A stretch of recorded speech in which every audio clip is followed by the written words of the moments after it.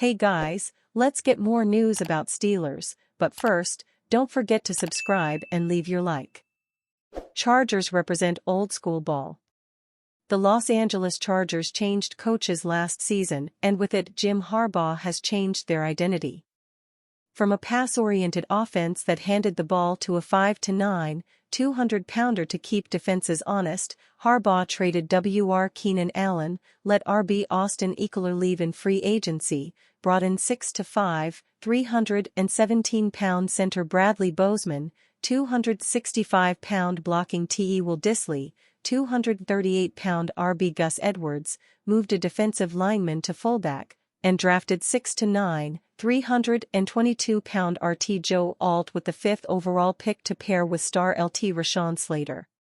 To provide some pop to the offense, Harbaugh brought in pass-catching T. Hayden Hurst and took a chance on injury-plagued RB J.K. Dobbins, and has had him run behind all of the aforementioned girth. Voila! The Chargers went from a 5-12, 25th-ranked running team to a 2-0 second-ranked running team with the NFL's leading rusher in Dobbins, the former Raven who, in 3 career games against the Steelers, has rushed for 326 yards at 6.9 yards per carry. And if teams sell out to stop the run, the Chargers have a talented QB in Justin Herbert, no relation to the Pittsburgh-born strength coach Harbaugh brought with him from Michigan. There's an aura there, just everybody I've ever met from Pittsburgh, Harbaugh was telling LA reporters the other day. There's nobody on the planet I have more respect for than Ben Herbert, and he's from Pittsburgh. I know the kind of football people that come out of the Burgh. It's real. It's genuine. It's unique. Just nothing but respect for it. The Steelers and probably much of Pittsburgh obviously respects the way the Chargers have turned their offense into a grinding, physical machine that manhandled both the Raiders and the Panthers. The Chargers lead the league in utilizing 22 personnel, 2 RB/2 TEs, meaning that Dissly and 300-pound FB Scott Matlock are seeing plenty of reps in front of Dobbins and Edwards. It caused one reporter to point to a pair of shoulder pads lying on the ground and jokingly ask the Steelers' tooth chipper of an inside linebacker, run stuffer Landon Roberts, if he'll need those on Sunday. "Yeah, I need 'em every Sunday," Roberts said. "My wife don't let me play without pads anymore." For Roberts, this is his kind of game. While the Steelers have relieved him on 62% of the defensive snaps for pass defense this season, Roberts remains a key cog on run defense. This will definitely be his kind of a game. Yeah, he said. They're a hard-nosed team. They're built the right way. They want to run the ball, they've got a great quarterback, great confidence dealing with their offense, they play together. It's going to be a 60-minute game.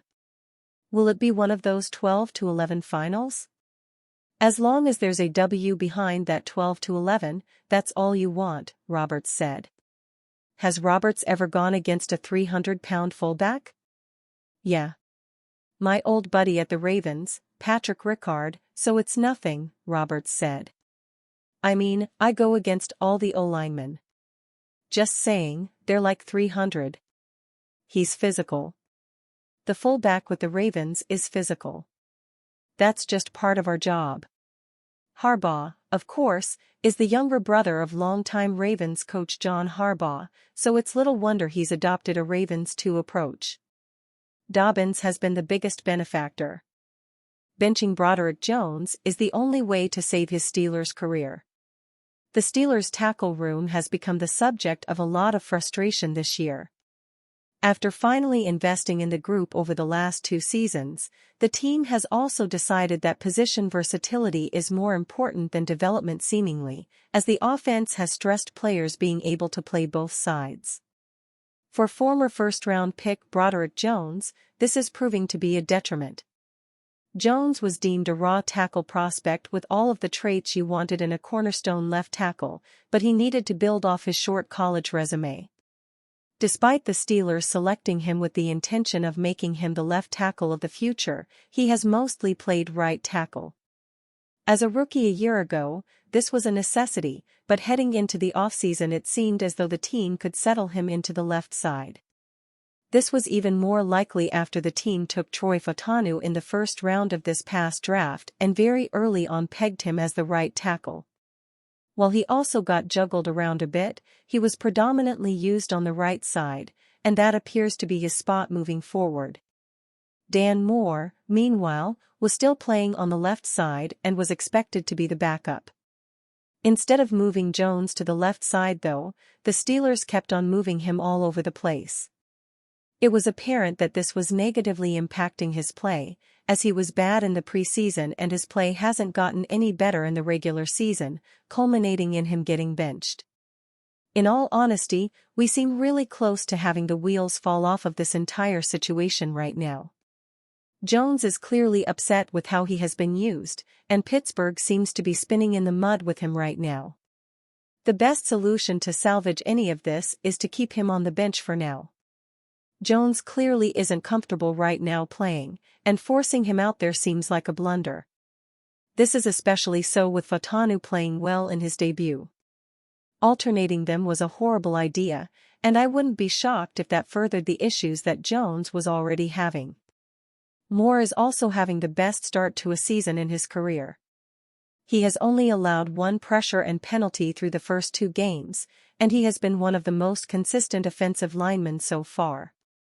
While fans irrationally hate him, he is playing well right now and deserves to remain as the starting left tackle. You can still get Jones on the field as a tackle eligible, but frankly, right now, I want him to have the pressure of seeing the field off and for the team to do a soft reset with him. Fautanu is the right tackle moving forward, and Dylan Cook should be back from injured reserve sooner than later to serve as the primary backup at right tackle if need be. Jones can now only focus on left tackle, even if that is just as a backup for now. And that is the way the T should keep it, assuming Moore keeps up his strong start to the season. If he falters, then you can try Jones again later in the year. If not, he gets the remainder of this year and the beginning of next year to relearn the left side of the line. Tackles can take a while to get up to speed, and you really can't underestimate just how raw he was in college. He isn't going to succeed when he has to move sides every other practice though. The Steelers need to commit to him on the left side right now. If not, the first draft pick of the Omar Khan era could quickly head into bust territory given his inability to be properly developed. Could Giants trade Darius Slayton to receiver-needy Steelers? The New York Giants have begun the season 0-2, raising concerns about the team's offensive production. In contrast, the Pittsburgh Steelers are off to a strong 2-0 start, thanks mainly to their defense. However, Pittsburgh is looking to bolster its offense, and according to Bleacher Report's Christopher Knox, one potential trade target is Giants veteran wide receiver Darius Slayton. Slayton has been a steady performer throughout his career, recording over 700 yards in 4 of his first 5 seasons. However, in 2024 he has tallied 6 receptions for 59 yards over 2 games. With young receivers like Malik Nabers, Jalen Hyatt, and Wan'Dale Robinson emerging as the future of the Giants' receiving core, Slayton's role could diminish as the season progresses. Slayton is set to become a free agent in 2025, and if the Giants' winless streak extends to 0-3 or 0-4, it may prompt New York to consider trading the 27-year-old. His experience and ability to contribute immediately could attract interest from several teams, including the Steelers and even the San Francisco 49ers, who are dealing with Deebo Samuel's injury. For the Steelers, Slayton would potentially be a welcomed addition to an offense that has struggled to find consistency. Through 2 games, George Pickens has been the team's leading receiver with 114 yards, but the production dropped significantly after that. Van Jefferson has just 20 yards on 3 catches, and Calvin Austin has recorded only 13 yards. Adding Slayton would give quarterback Justin Fields another proven target to help jumpstart the offense. And you, fan? What do you think of the situation of Darius Slayton? Leave your opinion in the comments.